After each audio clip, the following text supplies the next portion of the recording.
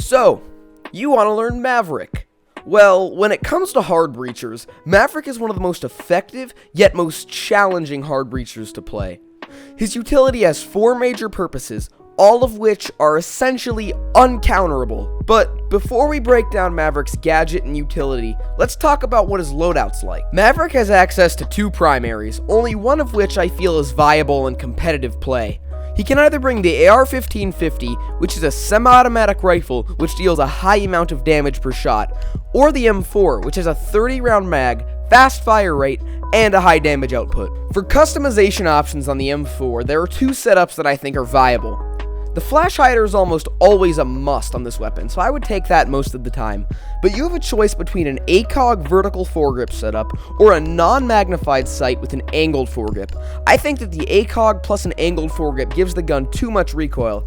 The recoil pattern on the M4 is its biggest downside. If it didn't have this much recoil, it would basically just be another R4C, which we know is an incredibly powerful weapon. So make sure you go into a T-Hunt and practice the recoil on this gun before you start playing Maverick. Let's learn Maverick Recoil for the M4 right now.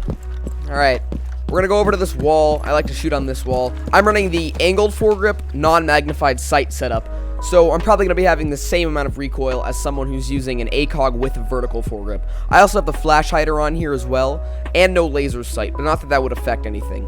I'm just gonna spray this gun and not control it at all from a standing position. Alright, that went really high, and then you see it flattens out up there. But now I'm going to control it, alright? Let's see.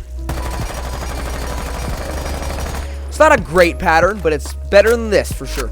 So let's look at this pattern right here. It's slightly up and to the right. So what does that mean? That means we have to pull down and to the left slightly. So I'm going to go ahead and control the recoil again here. First, heck off.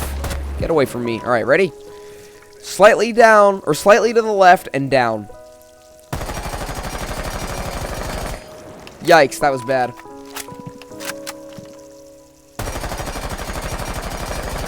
It's a little bit better. If you still feel uncomfortable controlling the M4's recoil with whatever setup you choose to use, I've made an entire video on how to learn recoil skills in T-Hunt, so go back and check that out. I'll put a link to it in the description. I haven't talked much about the AR-15 yet, but that gun has a 10-round mag with a semi-automatic fire rate. But you run out of bullets incredibly quickly when you spam that thing, and the reload time is absurdly long. Even though it hits hard, the recoil is insanely high. I just wouldn't recommend it at all for competitive play. But it sounds great, so if you want to run it in casual and have some fun, who the hell's stopping you? On to Maverick's pistol. Maverick has one of the best pistols in Siege with 55 base damage. This pistol will 2-tap to the chest at close range, and will be 3 to 4 shots to kill at medium to long range.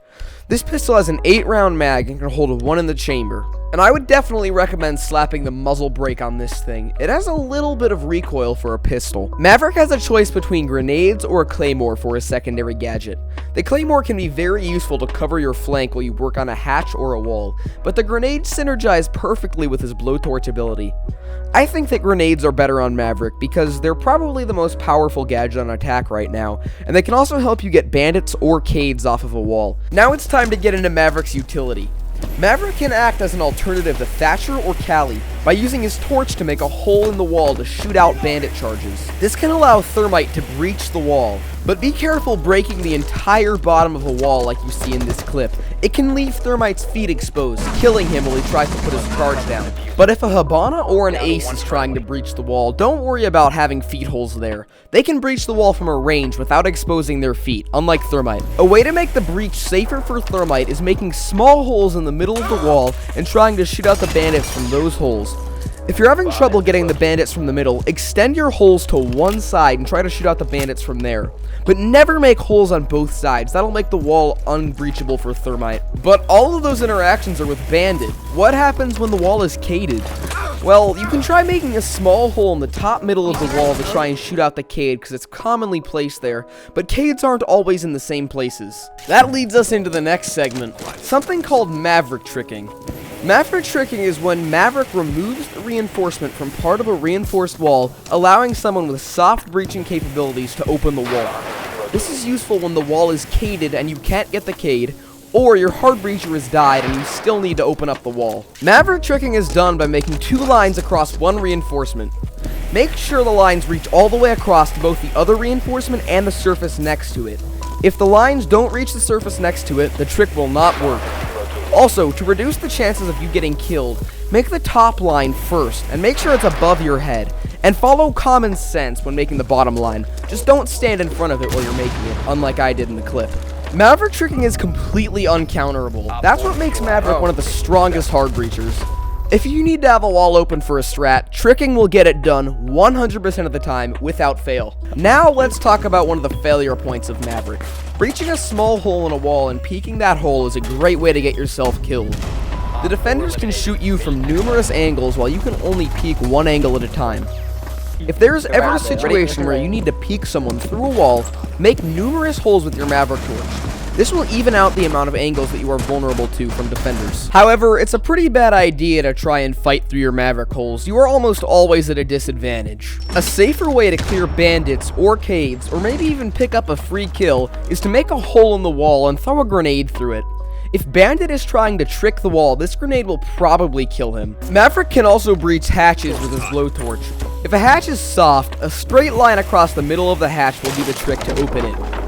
If a hatch has been reinforced, drawing a line down one side and then going across the opposite direction, like this, will open the hatch with the most efficient amount of fuel. Again, breaching hatches with Maverick is essentially uncounterable, so if you ever need a hatch open for a strat or some sort of plan, Maverick is your man. Maverick also has very unique interactions with many defender gadgets. Maverick's torch can easily destroy Maestro cams, barbed wire, Melusi banshees, bulletproof cameras, and deployable shields.